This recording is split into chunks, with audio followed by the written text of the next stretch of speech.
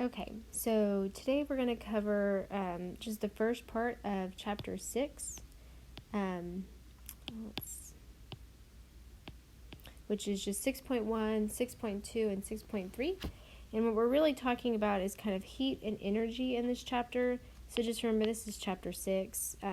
Chapter 7 is the old book, and Chapter 6 is the new book. Okay, so we're going to focus on energy and then eventually start talking about chemical processes. So some of the things we're going to do in this earlier parts is define energy and heat, and then relate heat transfer to temperature change, and then to our phase changes, so solid, liquid, and gas. And then we'll move into talking about the last couple of things in the next lecture, which will be on Friday. So what is energy? Well, energy is the ability to do work, which really is kind of a physics concept, so we don't talk about what it means to do work, but it could be mechanical work, electrical work, heat work. Any of those things can be work, but it's basically to do something, to make something happen. So we have a couple of rules, and that's that the energy can be transferred from one object to another if they have a heat difference. So if you think about your oven, okay, and you know you have your burner. When the burner gets hot, okay, the heat is going to be transferred from your stove to the pot, and then it's going to heat up whatever is in your pot, probably water to boil or something like that. So heat energy can be transferred.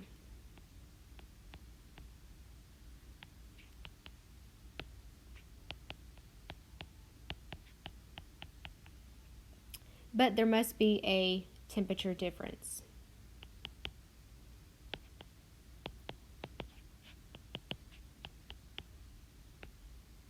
Okay, if they're both the same temperature, there's not going to be any heat transferred.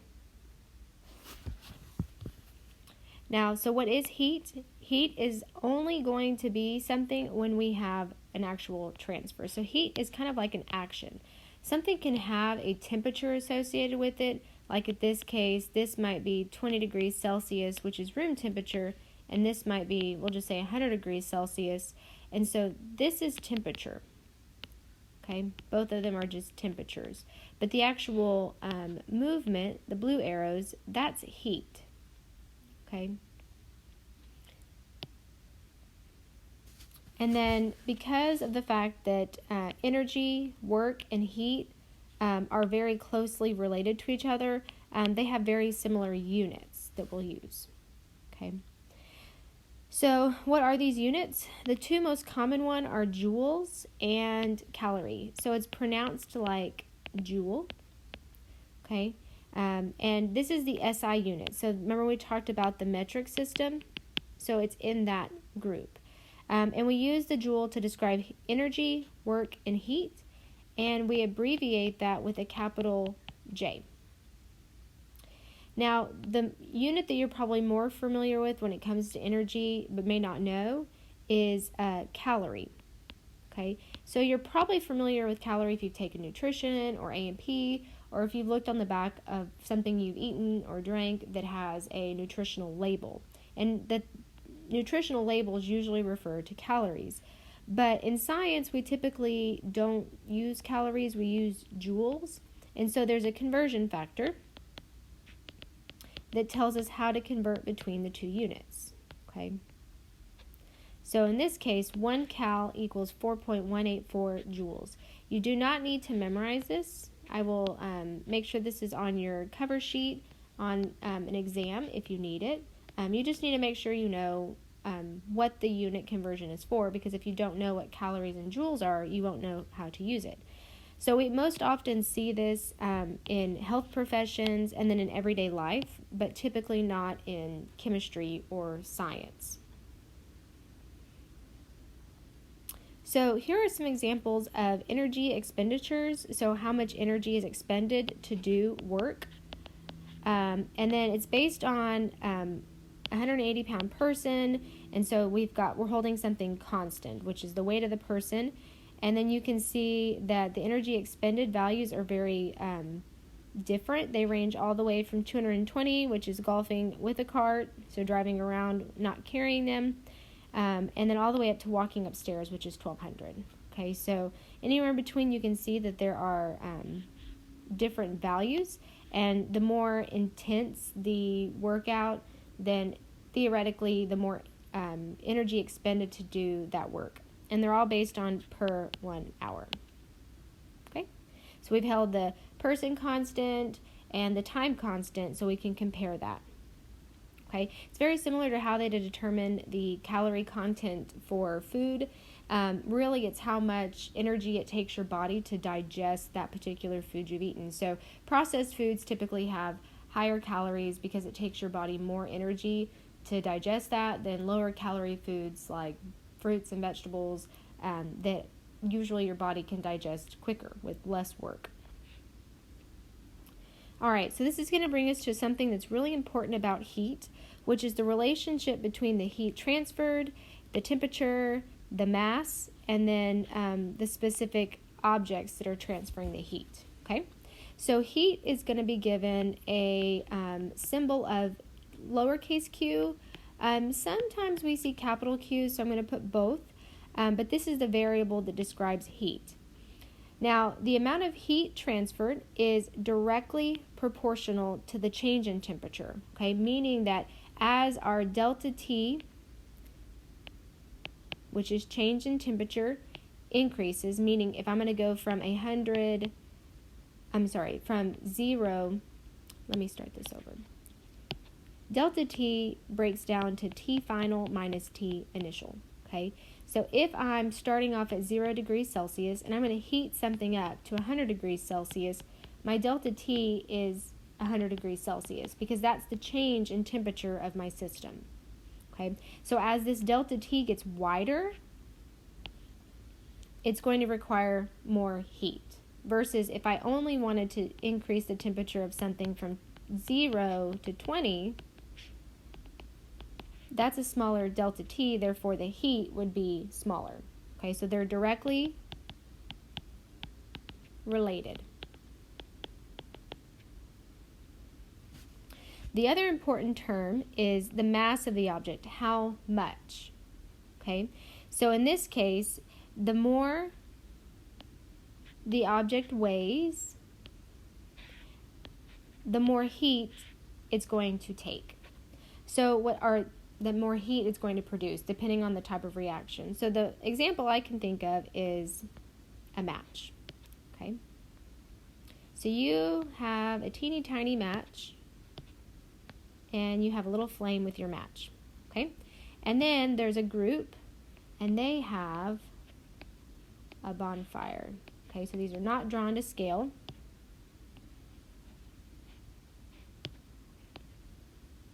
Okay, and we're going to pretend that you're outside and it is, we're going to say 45 degrees outside Fahrenheit.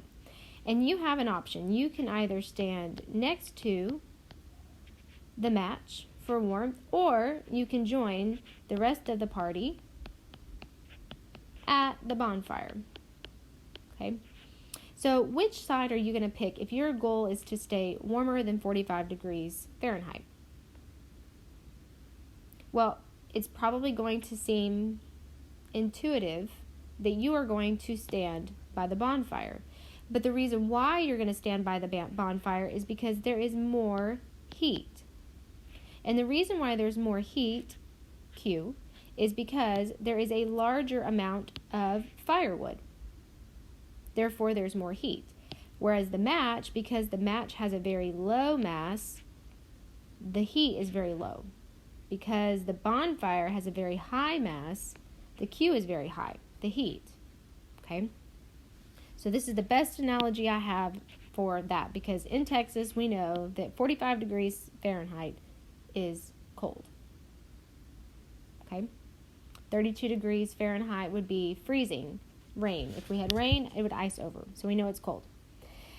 Now, the third term is one that's new to us, and that is specific heat. And it is given a variable of lowercase c, and it is a constant that relates to a specific material.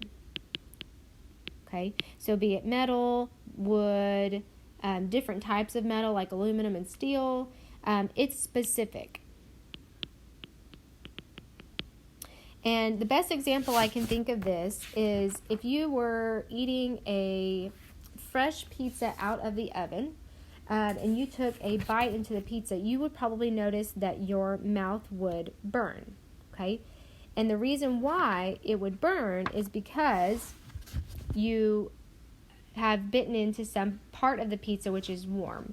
Now, if you had to think about what's the warmest part of the pizza, is it the crust, the cheese, or the sauce? You might say, well, it's obviously the sauce because I grabbed the pizza with my hands and the bread didn't feel hot. You know, I bit into it and it wasn't until I hit the sauce that it was the hottest. And that's because each of those materials in the pizza, the bread, the sauce, the cheese, all have different specific heats, meaning they absorb and hold heat at different amounts. Some of them hold heat and absorb heat better, and some of them are poor absorbers and poor retainers of heat, therefore it dissipates and cools off quite quickly. Other examples would be like pies that have a gooey center, like apple pie or cherry pie, anything like that where you can tell that the bread, the crust cools down much quicker than maybe the inside, the gooier, saucier parts. Okay. Now this formula is what I call the MCAT. Okay. And you might be able to see where MCAT comes from. So MCAT. It's kind of what it looks like, even though that is a delta. And this is a really important formula because it tells us the relationship between these three variables. Okay. So we're going to practice a problem on doing the MCAT formula. And so this will be an in-class problem.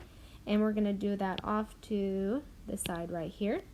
And so this is page 151, question 6 on the new book, version 2.0, and then page 186, question 6 in version 1.0 book. Okay? And the question reads, so you'll get a piece of paper. I'll give you just a few minutes to get some paper out. And then today is the 25th. So just make sure you title it in-class work for the 25th, because I won't get this until I get back on Thursday. So help me organize it. Okay. All right, so the question says, how much energy in calories is required to heat 150 grams of H2O from 0 degrees Celsius to 100 degrees Celsius. I don't know why that looks so strange. Here we go. Question mark. Okay.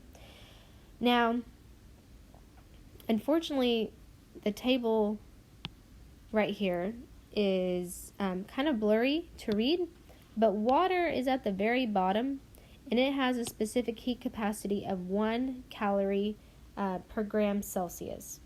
So we need to define our terms. 150 grams is my mass. From 0 degrees Celsius, this must be my initial. And then to 0 degrees Celsius, this must be my final. So I want to know heat, because it's asking me how much energy is required to heat. So it's heat energy, that's Q. And if I think about my formula, I now have everything I need except for the lowercase c, but my table gives me that, and it's 1. Okay, so I'm not going to ask you to memorize these values. However, you will, if you need them, you will have them on the test. So no memorizing. So let's start plugging in our values. Q is what I don't know, what I need to know. 150 grams is my mass. C is 1.00 calories per per gram times Celsius, because those units came right up here on the top. And then we said our final is 100 degrees Celsius and our initial is 0 degrees Celsius. So if I think about my units, grams on top will cancel out grams on bottom. Celsius on bottom will cancel Celsius on top, which will leave me units of calorie, which we said from up here is one of our acceptable units for energy.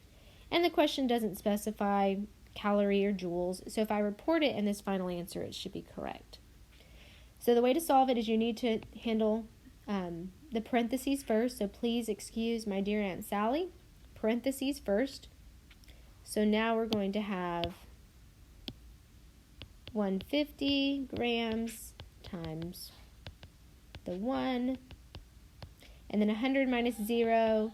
It's nice and easy right now because it's 100. And now I'm going to multiply all the way across 150 times 1 times 100.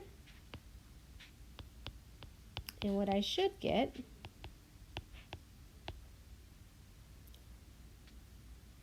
is 15,000 calories. Okay, and that should be my final answer because all my other ones canceled out. Okay, so that's the MCAT. So you have to have mass, specific heat, change in temperature, or you could be given the heat of the system and asked to calculate something else. So there's 4 variables essentially, and you could be asked for any of them. And Sapling's going to ask you to practice a few of these, so you'll get some good practice on this before the test.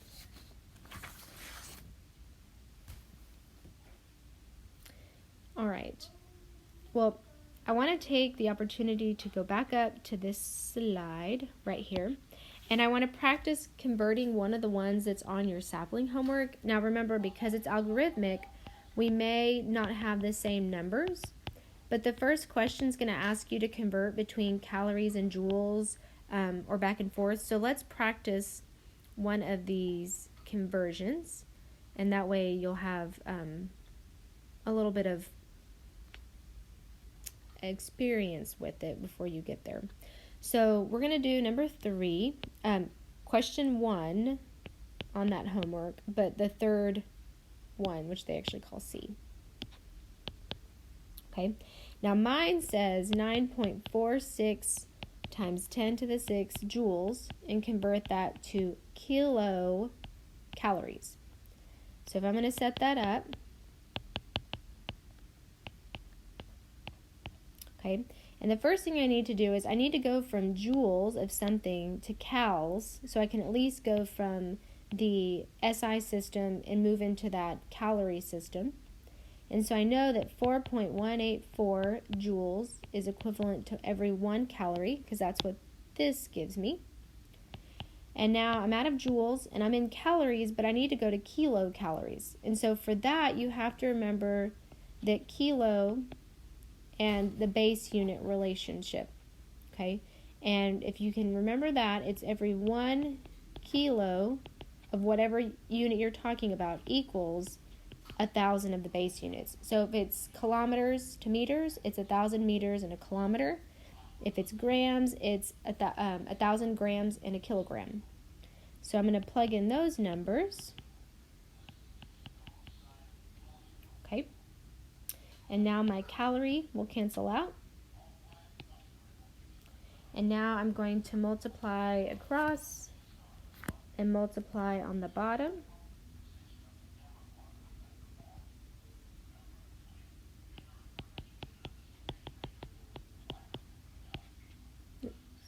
Let's erase the joules.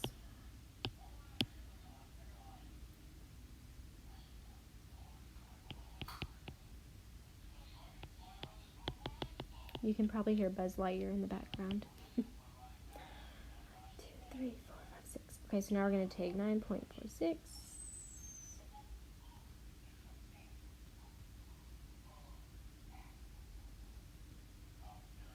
And that's going to give me 2.26 kilocalories.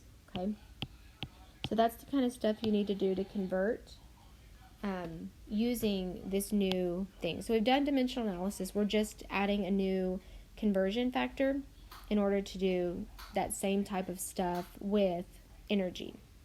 Okay, very similar to stoichiometry. Okay, so hopefully that'll help you get started. We'll spend some time, probably the Monday after I get back. So not this Friday, but Monday, if you have any homework questions. Okay? All right, so let's talk about phase changes. I think we have just a few slides on phase changes, and then we'll be done for today. So let's separate that.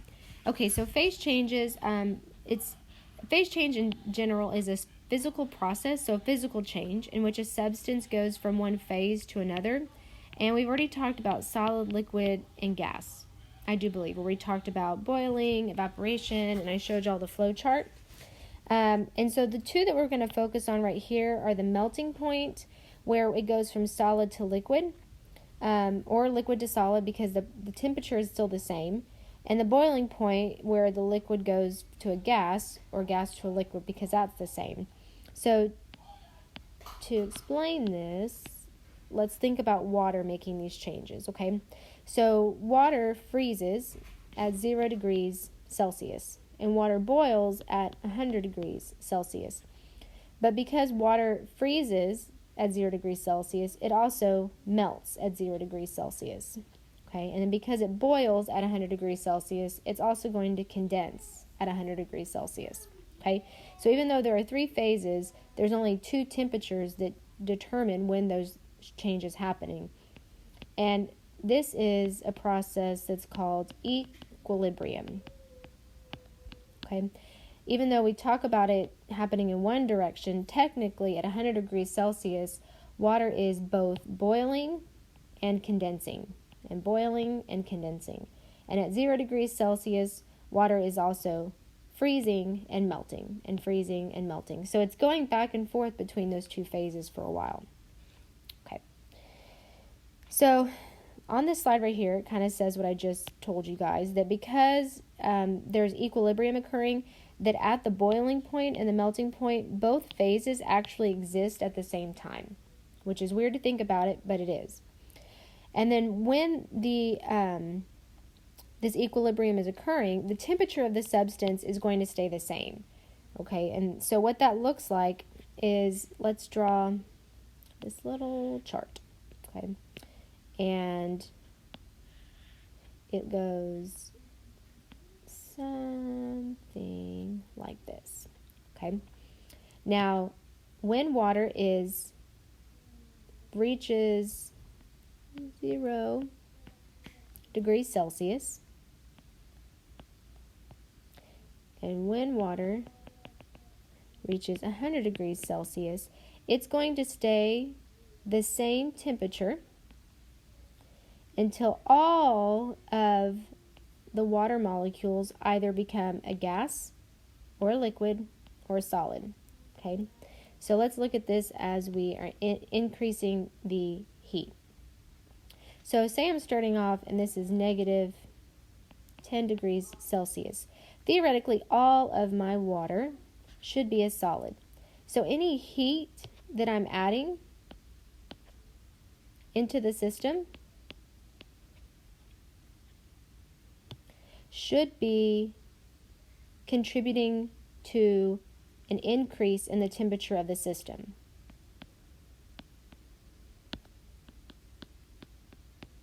Okay, but when I reach 0 degrees Celsius, all of a sudden my temperature is going to remain constant, because all of the heat that I'm adding into my system at this point, all it's doing is melting.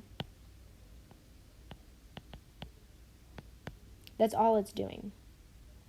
Now, once all of my water becomes liquid, only then will the heat that I'm adding now result in the temperature going from 0 degrees all the way up to 100 degrees. So the temperature will increase again. But when I reach 100 degrees Celsius, Now my temperature is constant. And the heat is not increasing in my system because the heat is boiling. And then after all of the water becomes gaseous, only then will the heat of my system increase. Okay? And this is true for any substance. Water is just the easiest because we know the melting and the boiling points pretty easily. Okay, so these processes, these flat lines that I was talking about, where they're over here in blue, these are called isothermal processes because the temperature is not changing during that process. It is staying constant at 100 degrees Celsius or 100 degrees Celsius. Okay, so it's a process that occurs at a constant temperature.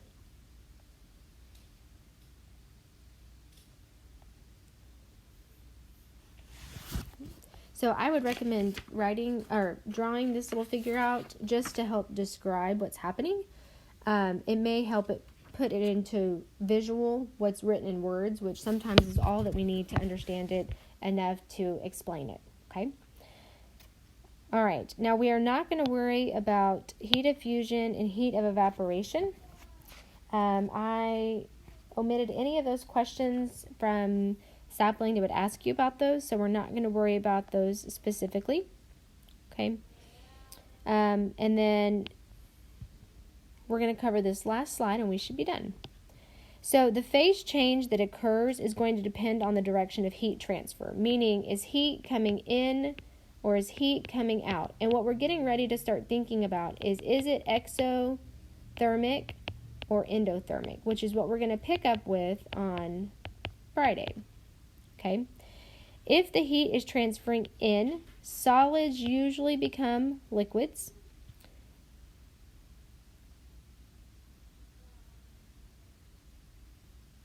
And liquids become solids at the melting and the boiling points, respectively. Okay? If heat is transferring out, liquids, this can't be right. I messed up this one up here. Just hold on 1 second. So if heat is transferring out, liquids become solids and gases become liquids. Okay, so it runs the opposite of our equilibrium process up here. So if heat is going in, we're either melting something or we're boiling something. Okay? So that's like heating up water on the stove or taking ice out of the freezer and letting it melt. Okay? Boiling water. If it's coming out, then we have gas condensing to liquid and liquid becoming a solid. So this is freezing and condensing. So if you think about these two processes, these seem cold. These seem hot. So when heat's transferred in, hot. When heat's transferred out, cold. Okay? And then remember that really strange solid to gas transition that skips the liquid phase. We call that sublimation. So we've already talked about that, but it shows up again in this book at this point in the chapter because we're talking about phase changes specifically. But I went ahead and added that back when we talked about phases of matter earlier in the semester. Okay? So make sure that this should be when liquids become gases. Okay? And then just make sure gases only has 2 S's in it, not 3. It's not GASSES. It's just 1 S. Okay? All right. So I'm going to come back up to the top and just make sure you guys see we have talked about these first 3 today, and then we'll talk about the last 3 on Friday. So if you will make sure to turn in your in-class worksheet today, because that's going to count as your attendance. So make sure your name is on it and the date. That way I can say you were definitely there. And on Friday, we will have a quiz over, where did it go? Here we go. We will have a quiz over the MCAT. Okay? It'll just be a 1-question quiz. It could be define the variables. It could be solve the math. I promise it won't be too much more difficult than what you were given here if it's math, but make sure you know what the variables are in the formula and how they relate as far as directly or indirectly related, and those types of things, okay? And then if you have any questions, I should be back in town. I'm coming back into town tonight from Dallas, and then I'll be back on campus tomorrow for lab. And so I'll be around. If you need anything, email me. My mom is driving me back and forth from Dallas, so I'll be able to catch up on work is my hope. So, okay.